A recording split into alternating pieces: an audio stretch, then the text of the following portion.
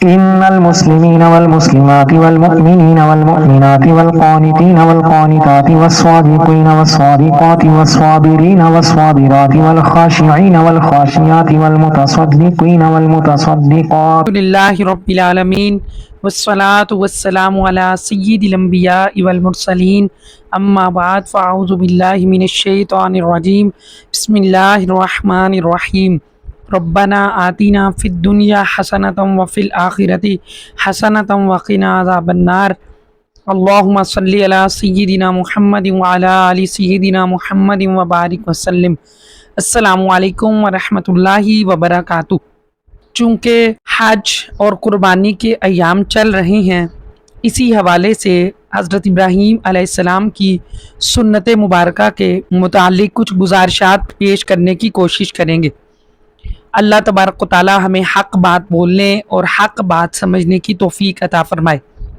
4 بادشاہ ایسے گزرے ہیں جنہوں نے پوری دنیا پر حکومت کی ہے، ان میں سے 2 مومن ہیں اور 2 کافر ہیں، حضرت سلیمان علیہ السلام اور حضرت ذوالقرنین رضی اللہ تعالی عنہ۔ یہ 2 مسلمان بادشاہ ہیں اور 2 کافر ہیں، ایک بادشاہ بخت نصر اور دوسرا نمرود بن کنعان ہے۔ ان کے علاوہ پوری دنیا پر حکومت کسی نے نہیں کی۔ اللہ تبارک و تعالیٰ نے قرآن مجید میں ارشاد فرمایا فَلَمَّا بَلَغَ مَعَهُ السَّعْيَ، پھر جب وہ اس کے ساتھ کام کے قابل ہو گیا۔ علماء فرماتے ہیں کہ اس وقت حضرت اسماعیل علیہ السلام کی عمر مبارک 13 سال تھی، جبکہ ایک قول یہ ہے کہ 7 سال ہوئی۔ اس وقت حضرت ابراہیم خلیل اللہ علیہ السلام نے 8 ذوالحجہ کی رات کو خواب دیکھا کہ کوئی کہنے والا کہہ رہا ہے ان اللہ یأمرک بذبح ابنک ھذا، یعنی اللہ تعالیٰ تجھے یہ بیٹا ذبح کرنے کا حکم دیتا ہے۔ صبح 8 ذوالحجہ کے دن آپ سوچ بچار کرتے رہے کہ یہ حکم اللہ تعالیٰ کی طرف سے ہے یا نہیں، اس لیے اس دن کو یوم ترویہ کہتے ہیں۔ اگلی رات 9 ذوالحجہ کی رات پھر یہی خواب دیکھا تو صبح اٹھے تو پہچان لیا کہ یہ اللہ تعالیٰ کی طرف سے ہے، اسی وجہ سے 9 ذوالحجہ کے دن کو یوم عرفہ کہتے ہیں۔ اگلی رات 10 ذوالحجہ کی رات پھر یہی خواب دیکھا، صبح اٹھے تو بیٹے کو نہر یعنی ذبح کرنے کا پختہ ارادہ کر لیا، اسی وجہ سے اس دن کو یوم نہر یعنی ذبح کرنے کا دن کہتے ہیں۔ ایک قول یہ ہے کہ جب ملائکہ نے حضرت ابراہیم علیہ السلام کو حلم والے بچے کی ولادت کی خوشخبری دی تو آپ علیہ السلام نے جواباً کہا کہ اگر ایسا ہے تو اللہ کے لیے ذبح کروں گا۔ جب بچہ پیدا ہوا اور ساتھ مل کر کام کاج کرنے کے قابل ہوا تو حکم ہوا کہ اپنی نظر پوری کریں۔ ایک قول کے مطابق حضرت ابراہیم علیہ السلام نے خواب دیکھا کہ وہ اپنے بیٹے کو ذبح کر رہی ہیں، اور انبیاء علیہ السلام کا خواب وہی ہوتا ہے، لہٰذا انہوں نے اس کو پورا کرنے کا پختہ ارادہ کر لیا۔ حضرت ابراہیم علیہ السلام نے یہ خواب ملک شام میں دیکھا تھا۔ خواب دیکھنے کے بعد براق پر سوار ہو کر حضرت ہاجرہ رضی اللہ تعالی عنہا اور حضرت اسماعیل علیہ السلام کے پاس پہنچے اور حضرت ہاجرہ رضی اللہ تعالی عنہا سے فرمایا کہ اسماعیل کو تیار کر دو کہ دعوت اللہ میں جانا ہے۔ حضرت ہاجرہ رضی اللہ تعالی عنہا نے بیٹے کو تیار کر دیا۔ حضرت ابراہیم علیہ السلام نے چھری اور رسی لی اور بیٹے کو لے کر جنگل کی طرف چل پڑے۔ جب شیطان نے دیکھا کہ حضرت ابراہیم علیہ السلام اپنے بیٹے کو ذبح کرنے کے لیے لے جا رہے ہیں تو شیطان نے قسم اٹھائی کہ خدا کی قسم میں آل ابراہیم میں سے کسی ایک کو فتنے میں ضرور ڈالوں گا۔ پھر وہ انسانی شکل میں سب سے پہلے حضرت ابراہیم علیہ السلام کی زوجہ کے پاس گیا اور کہنے لگا تمہیں معلوم ہے کہ ابراہیم تمہارے بیٹے کو کہاں لے جا رہے ہیں؟ جواب دیا نہیں۔ شیطان کہنے لگا وہ اسے ذبح کرنے کے لیے لے جا رہی ہیں۔ فرمایا بھلا وہ اسے کیوں ذبح کریں گے؟ شیطان نے جواب دیا کہ ان کا گمان ہے کہ ان کے رب نے انہیں اس کا حکم دیا۔ فرمایا اگر انہیں رب نے حکم دیا ہے جب تو اچھی بات ہے کہ وہ اپنے رب کی اطاعت کریں۔ شیطان یہاں سے نامراد ہو کر بیٹے کے پاس آ گیا جو اپنے والد کے پیچھے پیچھے چل رہے تھے۔ کہنے لگا تمہیں معلوم ہے کہ تمہارے والد تمہیں کہاں لے جا رہے ہیں؟ جواب دیا نہیں۔ شیطان کہنے لگا وہ تمہیں ذبح کرنے کے لیے لے جا رہے ہیں۔ فرمایا بھلا وہ مجھے کیوں ذبح کریں گے؟ شیطان کہنے لگا ان کا گمان ہے کہ ان کے رب نے انہیں اس کا حکم دیا ہے۔ فرمایا اگر اللہ تعالیٰ نے حکم دیا ہے وہ ضرور کریں گے، رب کے حکم کے آگے سر تسلیم خم ہے۔ شیطان یہاں سے بھی مایوس ہو کر جلدی سے حضرت ابراہیم علیہ السلام کی طرف آیا اور کہنے لگا بیٹے کو کہاں لے جا رہے ہو؟ میرا گمان ہے کہ شیطان نے تمہارے خواب میں آ کر تمہیں بیٹا ذبح کرنے کا کہا ہے۔ حضرت ابراہیم علیہ السلام پہچان گئے کہ یہ شیطان ہے۔ فرمایا الیک انی یا عدو اللہ فواللہ لأمدین لأمر ربی، مجھ سے دور ہو جا اے اللہ کے دشمن، اللہ کی قسم میں اپنے رب کا حکم ضرور پورا کروں گا۔ شیطان ملعون ان بزرگ ہستیوں کو نہ ورگلا سکا۔ حضرت ابراہیم علیہ السلام کو بیٹے کے ذبح کا حکم ہوا تو جب وہ بیٹے کو ذبح کرنے کے لیے لے جا رہے تھے تو شیطان نے جمرۃ العقبہ کے پاس رکاوٹ ڈالنے کی کوشش کی تو حضرت ابراہیم علیہ السلام نے اسے 7 کنکریاں ماری تو وہ بھاگ گیا۔ اس کے بعد جمرۃ الوسطیٰ کے پاس رکاوٹ ڈالنے کی کوشش کی تو پھر آپ نے 7 کنکریاں ماری، پھر بھاگ گیا۔ پھر جمرۃ الاخری کے پاس رکاوٹ ڈالنے کی کوشش کی تو پھر اسے 7 کنکریاں ماری تو وہ بھاگ گیا۔ پھر حضرت ابراہیم علیہ السلام نے اللہ تعالیٰ کے حکم کو پورا کیا۔ آج بھی حاجی اسی سنت ابراہیمی پر عمل کرتے ہیں۔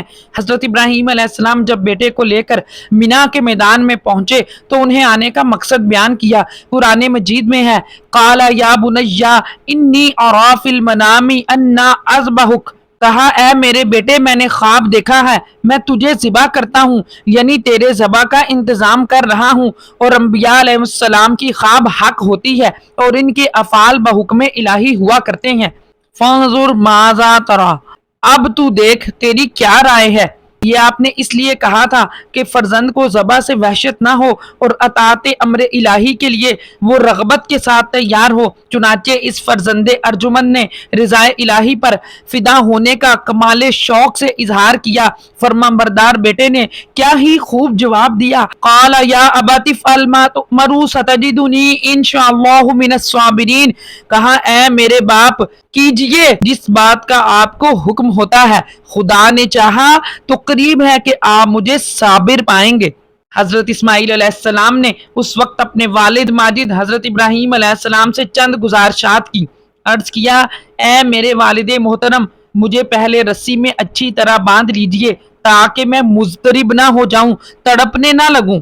اپنے کپڑوں کو مجھ سے بچائیں کہ ان پر میرے خون کے چھینٹے نہ پڑیں کہ جب میری والدہ خون آلود کپڑے دیکھیں گی تو غمزدہ ہو جائیں گی۔ چھری کو خوب تیز کر لیجئے اور جلدی سے میرے گلے پر پھیر دیجئے تاکہ اس کی برداشت مجھ پر آسان ہو جائے، کیونکہ موت شدید اور سخت ہے۔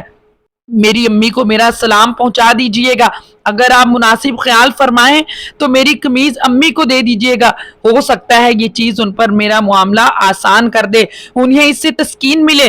حضرت ابراہیم علیہ السلام نے فرمایا بیٹے اللہ کا حکم پورا کرنے میں تو میرا بہترین مددگار ہے۔ پھر حضرت ابراہیم علیہ السلام نے بیٹے کو گلے لگا لیا، بوسہ دیا، بیٹے کو باندھا اور دونوں بے اختیار رونے لگے۔ پھر حضرت اسماعیل علیہ السلام کے گلے پر چھری رکھ دی۔ آپ علیہ السلام نے عرض کیا والد محترم میرا چہرہ نیچے کر دیجئے، کیونکہ آپ کی نظر میرے چہرے پر پڑے گی تو آپ کو مجھ پر رحم آئے گا اور یہ بات آپ کے اور اللہ کے حکم کے درمیان حائل ہوگی۔ حضرت ابراہیم علیہ السلام نے ایسا ہی کیا، پھر چھری ان کی گردن پر رکھ دی۔ یہ فیضان تھا یا کہ مکتب کی کرامت تھی؟ سکھائے کس نے اسماعیل کو آداب فرزندی؟ ایک روایت میں ہے کہ جب حضرت ابراہیم علیہ السلام نے حضرت اسماعیل علیہ السلام کے گلے پر چھری چلا دی تو اللہ تعالیٰ کی طرف سے تانبے کا ٹکڑا درمیان میں حائل ہو گیا، جس کی وجہ سے چھری نے عمل نہیں کیا۔ پھر حضرت ابراہیم علیہ السلام نے حضرت اسماعیل علیہ السلام کو چہرہ نیچے کر کے لٹایا اور گردن پر چھری چلائی، تب بھی چھری نے عمل نہ کیا۔ اس وقت ندا آئی اے ابراہیم تو نے اپنا خواب سچ کر دکھایا۔ جب حضرت ابراہیم علیہ السلام نے دیکھا تو بیٹا تو ذبح نہ ہوا تھا، اس کی جگہ پر مینڈا موجود تھا۔ قرآن مجید میں اللہ تبارک و تعالیٰ نے ارشاد فرمایا ہے تو جب ان دونوں نے ہمارے حکم پر گردن رکھی اور باپ نے بیٹے کو ماتھے کے بل لٹایا، اس وقت کا حال نہ پوچھ۔ یہ واقعہ مینا میں واقع ہوا اور حضرت ابراہیم علیہ السلام نے فرزند کے گلے پر چھری چلائی۔ قدرت الہی کہ چھری نے کچھ بھی کام نہ کیا۔ ہم نے اسے ندا فرمائی کہ اے ابراہیم بے شک تو نے خواب سچ کر دکھایا، یعنی اطاعت اور فرما برداری کمال کو پہنچا دی، فرزند کو ذبح کے لیے بے دریغ پیش کر دیا، بس اتنا کافی ہے۔ ہم ایسا ہی صلہ دیتے ہیں نیکوں کو، بے شک یہ روشن جانچ تھی اور ہم نے ایک بڑا ذبیحہ اس کے فدیہ میں دے کر اسے بچا لیا اور ہم نے پچھلوں میں اس کی تعریف باقی رکھی۔ سلام ہو ابراہیم پر۔ ہم ایسا ہی صلہ دیتے ہیں نیکوں کو، بے شک وہ ہمارے اعلیٰ درجے کے کامل الایمان بندوں میں ہیں۔ ہم نے اسے خوشخبری دی اسحاق کی نبی ہوگا نیکوکاروں میں سے۔ مروی ہے کہ جب حضرت ابراہیم علیہ السلام نے ذبح کرنے کے لیے چھری پھیری تو جبریل علیہ السلام نے فوراً حاضر ہو کر کہا اللہ اکبر اللہ اکبر۔ حضرت اسماعیل ذبیح اللہ نے کہا لا الہ الا اللہ واللہ اکبر۔ حضرت ابراہیم خلیل اللہ علیہ السلام نے کہا اللہ اکبر والحمد للہ۔ ان بزرگ ہستیوں کی اس سنت کو بھی باقی رکھا گیا۔ مینڈے کے بارے میں اختلاف ہے۔ ایک قول یہ ہے کہ یہ وہی مینڈا ہے جو حضرت آدم علیہ السلام کے بیٹے حضرت حابیل نے اللہ تبارک و تعالی کی بارگاہ میں پیش کیا تھا، جو اللہ تعالی نے قبول فرمایا تھا۔ یہ جنت میں چرتا رہا یہاں تک کہ اللہ تعالیٰ نے اسے اسماعیل علیہ السلام کے بدلے میں قربان کرنے کے لیے بھیج دیا۔ ایک قول یہ ہے کہ یہ جنتی مینڈا تھا جو جنت سے اللہ تعالیٰ نے بھیجا تھا۔ یہ 40 سال تک جنت میں چرتا رہا۔ اللہ تبارک و تعالیٰ نے قرآن عظیم میں مینڈے کو ذبح عظیم فرمایا۔ اس کی وجہ میں مختلف اقوال ہیں۔ یہ جسمانی طور پر بڑا اور موٹا تھا، اس لیے اسے عظیم فرمایا۔ سعید بن جبیر رضی اللہ تعالیٰ عنہ کا قول ہے کہ یہ 40 سال تک جنت میں چرتا رہا، اس لیے اسے عظیم فرمایا۔ اسے اس لیے عظیم فرمایا کہ یہ بڑی قدر و منزلت والا تھا، کیونکہ اللہ تعالیٰ نے اسے حضرت ابراہیم علیہ السلام کے بیٹے کی طرف سے قبول فرمایا۔